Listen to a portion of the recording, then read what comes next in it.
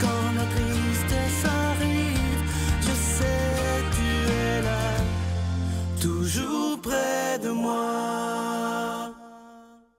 Bon vendredi, bienvenue à votre émission La Victoire de l'amour. C'est toujours avec une grande joie que je vous retrouve, imaginez, depuis plus de 22 ans pour ensemble miser sur la priorité des priorités. Et aujourd'hui, on rejoint quelqu'un qu'on apprécie beaucoup pour sa grande profondeur. Il est psychologue Pierre Faubert.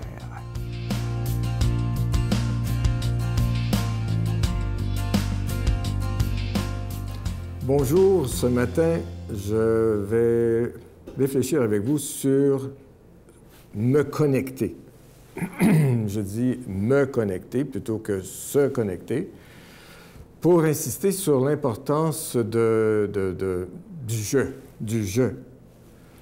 C'est pas un autre qui se connecte, c'est pas un autre qui peut se connecter à moi sans que moi, en tant que en tant que sujet, je ne sois pas impliqué, je dirais, profondément et même intimement. Intimement, ça c'est un mot piège aujourd'hui parce que quand on parle d'intimité, on parle de sexe. J'ai rien contre le sexe, j'aime le sexe, mais une sexualité qui est dans un contexte d'amour, vraiment.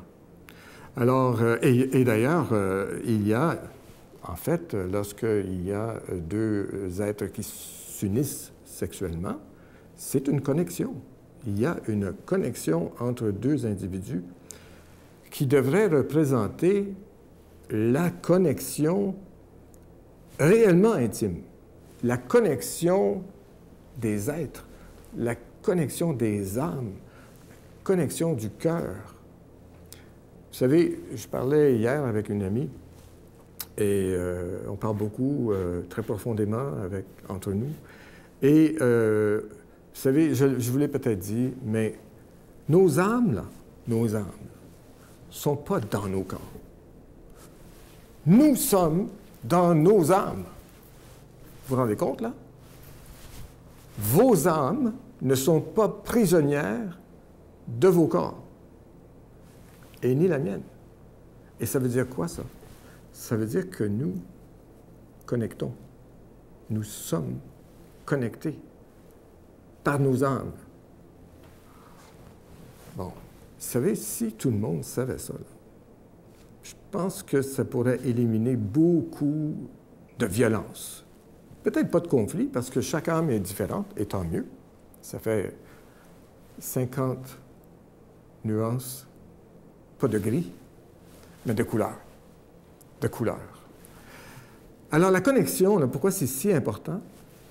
C'est parce que la connexion permet au courant de passer. Vous savez, quand les fils, on dit les fils se touchent.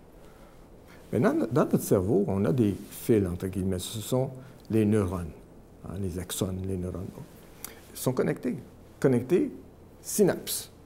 Eh bien, bon, c'est très compliqué. Je pourrais en dire plus long sur les connexions. Mais la connexion la plus importante, c'est la connexion, ma connexion, moi-même, avec celui ou celle que j'ai abandonné il y a longtemps. Moi, j'ai abandonné Pierre il y a longtemps.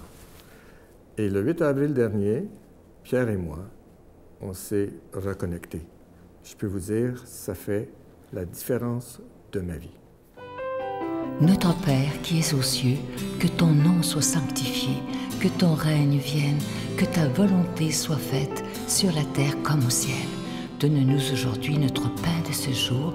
Pardonne-nous nos offenses comme nous pardonnons à ceux qui nous ont offensés. Ne nous laisse pas entrer en tentation, mais délivre-nous du mal, car c'est à toi qu'appartient le règne, la puissance et la gloire pour les siècles des siècles. Amen. La Victoire de l'amour vous invite à sa retraite spirituelle dans le centre du Québec les 6, 7 et 8 octobre 2017 sous le thème « Découvrir Dieu comme un Père ». Venez vivre des moments de ressourcement inoubliables en compagnie de Sœur Angèle, l'abbé Stéphane Roy, Pierre Faubert, psychologue, le docteur Gaëtan Brouillard, Brigitte Bédard, Sylvain Charon, Miguel Padilla et la présence exceptionnelle de Franck Nicolas, conférencier reconnu mondialement, à l'hôtel et suite Le Dauphin à Drummondville. Réservé au 514-523-4433 ou sans frais au 1-888-811-92-91. Venez découvrir comment Dieu notre Père nous aime sans jamais nous juger.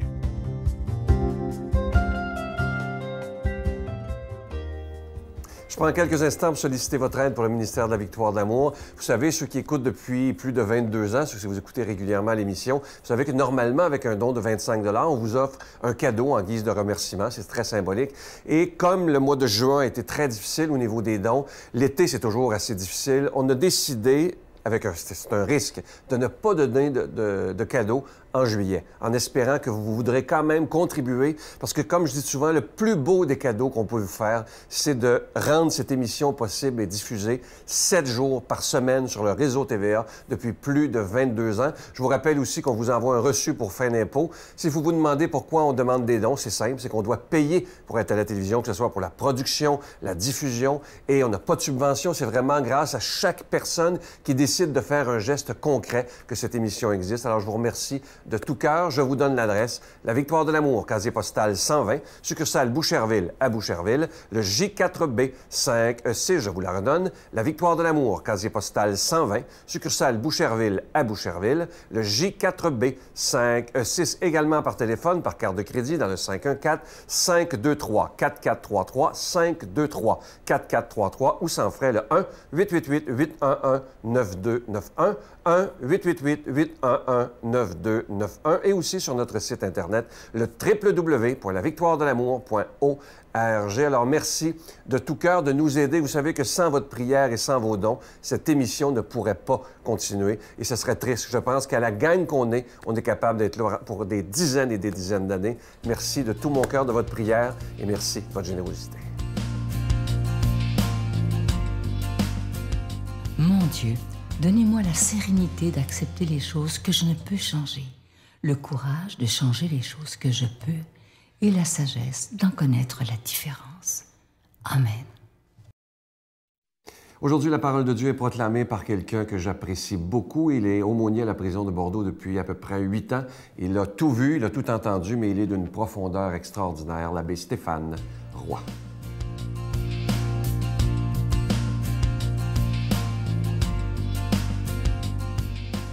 Bonjour à toi aujourd'hui et bon vendredi matin. Évangile de Jésus-Christ selon saint Matthieu. Jésus disait aux apôtres, « Voici que moi, je vous envoie comme des brebis au milieu des loups. Soyez donc prudents comme les serpents et candides comme les colombes. Méfiez-vous des hommes. Ils vous livreront aux tribunaux et vous flagelleront dans leurs synagogues. Vous serez conduits devant des gouverneurs et des rois à cause de moi.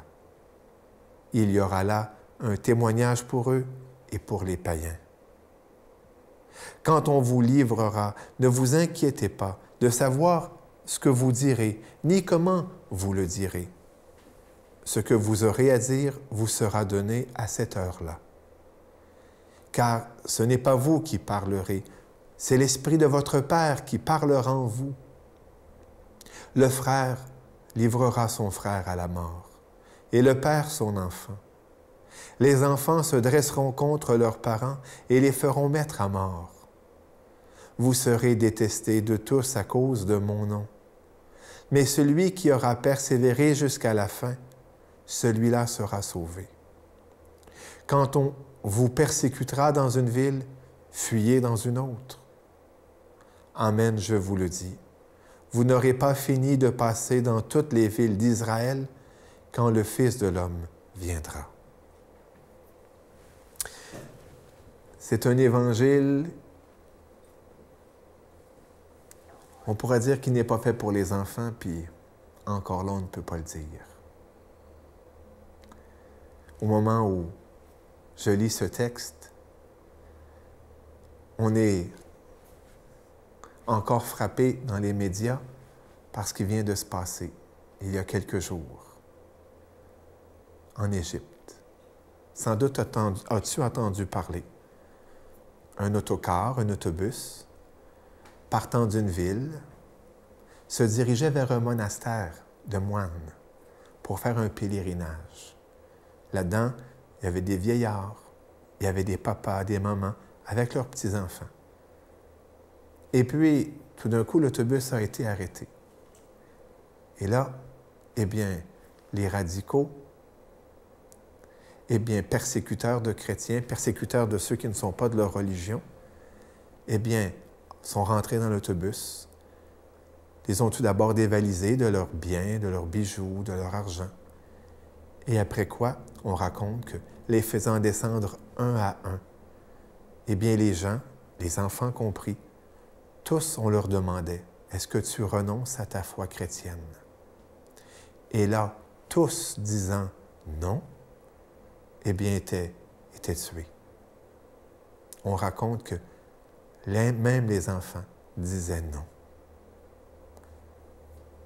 Donc, c'est un évangile aussi pour les enfants, même s'il est dur. C'est une réalité. L'Évangile, eh bien, vient chercher des forces mauvaises qui cherchent à le faire taire, à le faire oublier, à l'annihiler. Vous savez, on raconte une histoire, pas d'hier celle-là, que le bienheureux pape Pie IX, le plus long pontificat dans l'histoire, un jour a reçu 4 jeunes qui se préparaient à devenir prêtres. Ils allaient être ordonnés prêtres prochainement. Et Pie IX étant déjà vieux, et puis leur a demandé, « Messieurs, quelles sont les caractéristiques de l'Église? » Alors les séminaristes, se voyant un peu comme mis au test, ont commencé après avoir transpiré un peu, à dire « Une sainte catholique et apostolique. » Et le Saint-Père de dire « Oui, c'est vrai, mais encore. » Et puis l'autre, un a répondu « Romaine peut-être. » Et là, le pape de dire « Non, non, persécuté, persécuté. » Oui, ça fait partie de notre vie chrétienne.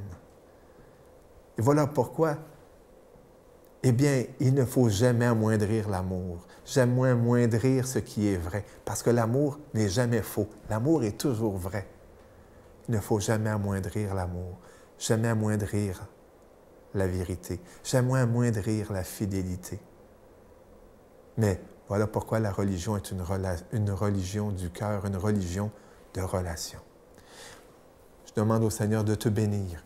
Au nom du Père, du Fils et du Saint-Esprit. Amen. Je vous salue Marie, pleine de grâce. Le Seigneur est avec vous. Vous êtes bénie entre toutes les femmes, et Jésus, le fruit de vos entrailles, est béni. Sainte Marie, Mère de Dieu, priez pour nous pauvres pécheurs, maintenant et à l'heure de notre mort. Amen.